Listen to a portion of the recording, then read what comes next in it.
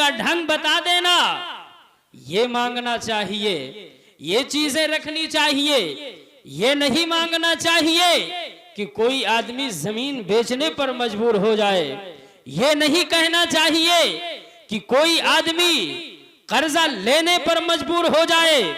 आज शादियों में जिस तरह से जहेज के नाम पर बुराइयां आम हो रही हैं, अगर हम और आप सभी लोगों ने इसको खत्म नहीं किया तो एक वक्त ऐसा आएगा कि तमाम मुसलमान परेशान हो जाएंगे और जो गरीब मुसलमान हैं वो जहेज की वजह से और शादी का जो खर्चा बढ़ता जा रहा है इसकी वजह से वो जिंदगी में घुटन महसूस करेंगे, अपनी जिंदगी में मशक्कत महसूस करेंगे। और वो लड़कियां जो रहमत बन करके आई हैं उनको लोग जहमत बना करके पेश कर देंगे। इसलिए जहेज ना मांगा जाए। शादी के मौके पर जो चीज मिले उसको खुशी से ले लेना, ये मौला अली की सुन्नत है। और जो चीज कोई दे दे ये नबी की सुन्नत है। और अगर मांग लेना तो ये शैतान की सुन्नत है। किसी को मजबूर करके कोई चीज लेना ये शैतान का तरीका है, ये शैतान की पैरवी है। इसलिए शादी वही शानदार होती है जो शरीयत मुस्तफा के मुताबिक होती है, वही शादी बाबरकत होती है जो बिल्कुल शरीयत की रोशनी में हुआ करती है। इसलिए जब भी शादी का एहतमाम किया जाए तो फिर सुन्नत के मुताबिक किया जाए और तमाम बुराइयों को दूर किया जाए। बेशक बेशक। इसलिए कि निकाह की जो तकरीब होती है ये बड़ी बाबरकत होती है। इंसान अव्वल हजरत सैयदना आदम अलैहिस्सलाम का निकाह हुआ तो उस निकाह में हम और आप सभी लोग देखेंगे तो आज जो खुराफात होता है ये नहीं मिलेगा। और अंबियाए किराम आए, उनका भी निकाह हुआ, खुद मेरे आका ने भी निकाह किया। एक निकाह नहीं, दो निकाह नहीं, तकरीबन 11 निकाह किए, लेकिन किसी में कोई ऐसी बात नहीं मिलती कि आज जो खुराफात मनाया जा रहा है, आज जो माहौल और मजहब इस्लाम पर लोग उंगलियां उठाने का मौका दे रहे हैं, ये सारे खुराफात नहीं मिलते। और तमाम सहाबा ने निकाह किया और खुद मेरे आका ने अपनी बेटियों का निकाह किया, ऐसी कोई बात नहीं मिलती है। तो शानदार शादी वही है जो कम खर्चे में हो, अच्छा निकाह हो। जब निकाह किया जाए तो ईमान का लिहाज किया जाए, निकाह जब किया जाए तो अच्छी लड़की का इंतखाब किया जाए, अच्छे लड़के का इंतखाब किया जाए। इसलिए कि जब लड़का और लड़की अच्छे होंगे तो वो जहां जाएंगे माहौल भी अच्छा बनाएंगे और जो बच्चा की शक्ल में परवरदिगार आलम नेमत देगा वो भी अच्छा होगा। इसलिए खेत में जो बीज डालोगे वही उगेगा। अगर आप सही मानों में अपनी बहू से, अपने बच्चों से अपनी जिंदगी में फायदा उठाना चाहते हो तो आपको अच्छी बहू का इंतखाब करना होगा। अगर आप सही मानों में अपने दामाद को देखना चाहते हो तो अपने दामाद का भी इंतखाब सही करना होगा। और अगर आप अपनी जिंदगी में खुशियां चाहते हो तो आपको ये मानना पड़ेगा और आपको कुरान और हदीस के ऊपर अमल करना पड़ेगा। इसलिए कि जब आप कुरान पे अमल करोगे, हदीस पे अमल करोगे तो आपकी दुनिया भी हंसाएगी और आपका आखिरत भी कामयाब हो जाएगा। यानी तरक्की चाहते हो तो कुरान की तालीम पर अमल करो, अगर कामयाबी चाहते हो तो हदीस के उसूल पर अमल करो।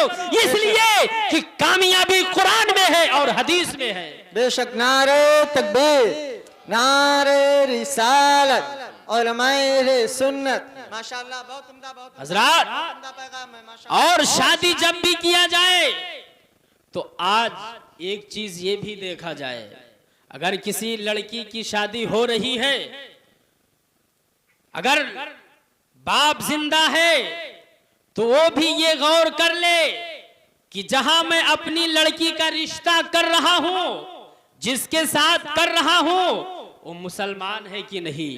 इसलिए कि आज मुसलमान के नाम पर एक दो फिरके नहीं, आप जिधर निगाह उठाओगे उधर फिरके मिलेंगे। कोई वहाबी के नाम पे मिलेगा, कोई देवबंदी के नाम पे मिलेगा, कोई अहले हदीस के नाम पर मिलेगा, कोई नेजरी मिलेगा, तो कोई कादियानी मिलेगा, तो कोई राफिजी मिलेगा, तो कोई कुछ मिलेगा। अगर रिश्ता करना है तो सबसे पहले आपको मुसलमान समझना होगा, मुसलमान देखना होगा। लेकिन आज का मुसलमान कौन सही है? तो वही मुसलमान सही है, वही सही मानों में अल्लाह रसूल को मानता है जो मसल के आला हजरत का हो। जो आला हजरत का जिक्र सुने तो उसका दिल बिल्कुल जगमगा उठे, उसका चेहरा गुलाब की तरह खिल जाए, तो समझ जाओ कि ये सही सुन्नी है। और अगर आला हजरत का नाम लिया जाए और उसका चेहरा बिगड़ जाए, मुंह काला हो जाए, उसके चेहरे पे 12 बजने लगे, तो आप समझ जाइए कि ये सुन्नी नहीं है, ये मुसलमान नहीं है, बल्कि मुसलमान के नाम पर ये कुछ और है। इसलिए शादी करना है तो फिर ये भी देखना होगा कि हम कहां शादी कर रहे हैं। इसलिए कि जितनी भी आज सुन्नियत में कमजोरी देखी जा रही है, जो सुन्नी होने का दावा करते हैं, अपने आप को तो आला हजरत का नाम लेने वाला बताते हैं, लेकिन मसलके आला हजरत पे अमल नहीं करते। आखिर इसकी वजह क्या है? यही वजह है कि रिश्तेदारी हो जाने की वजह से गैरों में आदमी नरम पड़ जाता है। अगर वहाबियत को रोकना है, देवबंदियत को रोकना है और तमाम फिरकाए बातिला को रोकना है, तो उनसे दूर रहना होगा। उनके यहाँ शादी ब्याह में न जाना होगा, न उनके यहाँ शादी ब्याह करना होगा। इसलिए कि आप जब ऐसा अमल करोगे तो जो सच्चे और अच्छे लोग होंगे वो यकीनन अपने आप को बिल्कुल अच्छे अंदाज में महसूस करेंगे और तन्हा वो ये न सोचेंगे कि हम तन्हा हैं, बल्कि वो ये भी महसूस करेंगे कि हमारे साथ भी लोग कसीर तादाद में मौजूद हैं। इसलिए आप जब शादी ब्याह करें तो इसका ध्यान रखें, चाहे लड़का हो चाहे लड़की, सुन्नी सहीहुल अकीदा के साथ मुसलमान हो। आज एक चीज ये भी देखी जाती है, लोग कहते हैं कि हम देवबंदी की लड़की ले आएंगे, उसको सही कर देंगे। हम कहना ये चाहते हैं कि अगर टमाटर तमाम हो और उसमें एक सड़ा हुआ टमाटर हो, तो वो सड़ा हुआ टमाटर तमाम लोगों को, तो तमाम टमाटरों को सड़ा देता है और बदबू फैलाने पर मजबूर कर देता है। लेकिन वो तमाम टमाटर जो सही होते हैं, एक सड़े हुए टमाटर को सही नहीं कर पाते हैं। आज ये भी चीज है, आप महसूस कर सकते हो कि अगर एक सड़ा हुआ बदबूदार देवबंदी जहां पे बैठने लगता है, तो उसकी बदबू की वजह से और मुसलमानों में बदबू फैलती चली जाती है। लेकिन वो तमाम मुसलमान एक वहाबी को नहीं सही कर पाते। क्यों ऐसा? क्यों ऐसा? कभी गौर किया? वो आता है तो फिर अपने मिशन को लेकर के आता है, अपने मिशन पे काम करते हुए जाता है, और हम और आप हैं तो फिर जाते तो हैं, खा के चले आते हैं, मिल के चले आते हैं, लेकिन सही मानों में दीन इस्लाम की बात, मसल के आला हजरत का पैगाम नहीं पेश कर सकते हैं। इसलिए कि तालीम नहीं है। अगर तालीम होती तो आप आम कर देते कि तुझसे और जन्नत से क्या मतलब, वहां भी दूर हो, हम रसूलुल्लाह के जन्नत रसूलुल्लाह। नारे तकबीर, नारे रिसालत, मसलके आला हजरत फैजान ताजुश्शरिया।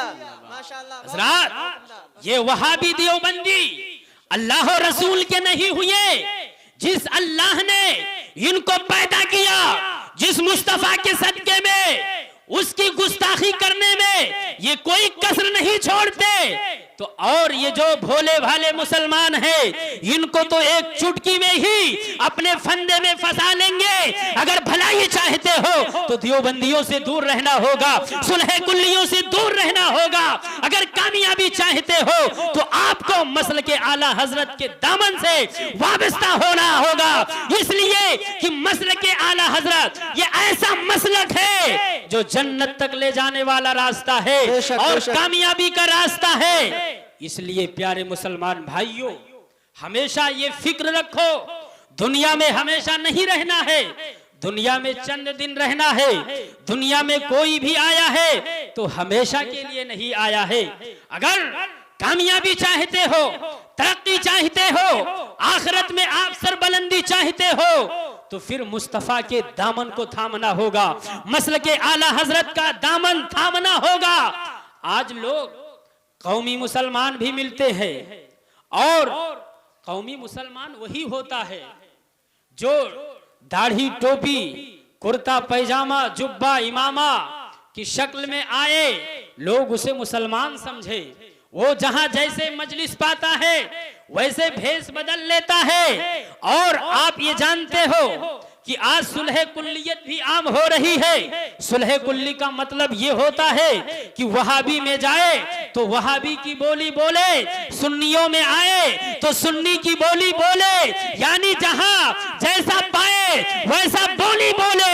ऐसे ही लोगों को तो सुलह कुल्ली कहा जाता है। ये सुलह कुल्ली ना नबी का है, ना खुदा का है, ना हमारा और आपका है। आपको ऐसे लोगों से भी दूर रहना होगा जो सुन्नी को भी सही समझता हो, वहाबी को भी सही समझता हो। क्या गोबर और मिठाई बराबर हो सकती है? यकीनन नहीं बराबर हो सकती है। जो गोबर है वो गोबर रहेगा, जो मिठाई है वो मिठाई रहेगा। कयामत तो आ सकती है और कयामत आएगी, बादल तो फट सकता है, जमीन भी फट सकती है, लेकिन कभी भी वहाबी और सुन्नी का सुलह नहीं हो सकता है। इसलिए कि सुन्नियत सच्चाई का नाम है और वहाबियत ये बातिल का नाम है। वहाबियत ये बुज़दिली का नाम है। वहाबियत ये गुस्ताखी करने वालों का नाम है। इसलिए इनसे सुलह नहीं हो सकती। अगर आप तरक्की और कामयाबी चाहते हो तो आपको अपने मिशन को समझना होगा, अपने आप को समझना होगा। आज इंसान के जिस्म में जान है, चलता है। ये जो जिंदगी मिली है तो सब कुछ नबी के अजमतों पर कुर्बान करने के लिए मिली है। ये सारी जिंदगियां जो आपके साथ वाबस्ता है ये सब मुस्तफा की मुस्तफाई के लिए मिली है। इसलिए जो भी अल्लाह और रसूल का दुश्मन हो उससे दूर रहना चाहिए और उनको अपने से भी दूर रखना चाहिए। और शादी ब्याह के मौके पर हमेशा ये आदमी की सोच होनी चाहिए कि शादी को कम खर्चे में करें, बेशक शादी को कम से कम पैसे में कर डाले। आज एक ये भी रस्म बहुत ज्यादा बढ़ती जा रही है कि अगर आदमी की तौफीक चंद लोगों को खिलाने की है, 150 लोगों को खिलाने की ताकत है, लेकिन और लोगों को देख करके तमाम लोगों की दावत ले लेता है और वो खुद तमाम परेशानियों का सामना करता है। मैं ऐसे लोगों को ये मशवरा देना चाहता हूँ, ये राय पेश करना चाहता हूँ, अगर आदमी के पास 20,000 रुपया है तो वो 20,000 के मुताबिक अपना काम करने की कोशिश करे, किसी लाख वाले का मुकाबला न करने की कोशिश करे।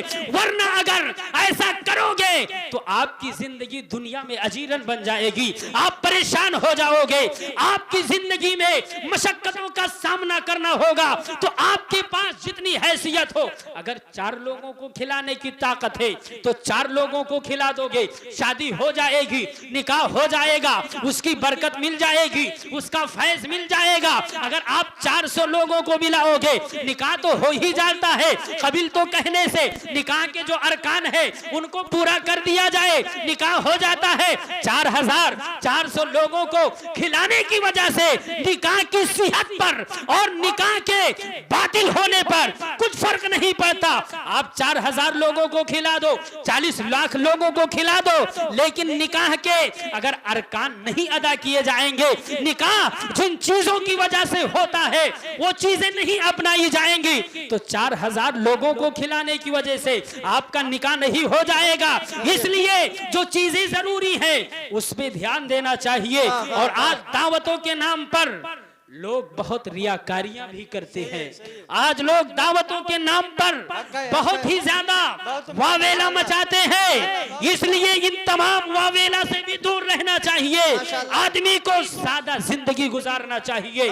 मेरे आका से ज्यादा कोई दुनिया में दौलत वाला नहीं आया, मेरे आका के जैसा कोई पावरफुल नहीं आया, लेकिन मेरे आका की आप शादी को देख लो, कितनी सादा शादी थी और कितने आपने अच्छे अंदाज में शादी किया है। आज बेवा औरतों से लोग शादी करने में शर्म महसूस करते हैं। आज बेवा औरतों के साथ निकाह करने से लोग दूर भागते हैं, लेकिन मेरे आका जो इंसानों में सबसे अच्छे पैदा हुए, सबसे आला पैदा हुए, जब आप पहला निकाह करते हैं तो बेवा औरत के साथ निकाह करते हैं। उस बेवा खातून की उम्र 40 साल थी, मेरे आका की उठती हुई जवानी, उठता हुआ शबाब 25 साल की उम्र थी। आपने निकाह करके बेवा औरत से ये बता दिया कि बेवा औरत से निकाह करना ये कोई गलत तरीका नहीं है। बेवा औरत के साथ निकाह कर लेना ये जिंदगी का बेहतरीन। नारे तकबीर, नारे रिसालत, मसलके आला हजरत मौलाना अता मोहम्मद साहब क़िबला, उलमाए अहले सुन्नत। बहुत उम्दा हजरत, बहुत उम्दा, बहुत उम्दा पैसा। माशाअल्लाह। इसलिए माशाअल्लाह। कोशिश ये होनी चाहिए कि अगर निकाह करना है तो फिर मेरे आका की सीरत को पढ़ो, मेरे आका के तरीकों को पढ़ो और उस पे अमल करोगे तो इंशाअल्लाह आप कामयाब इंसान में शुमार किए जाओगे, कामयाब लोगों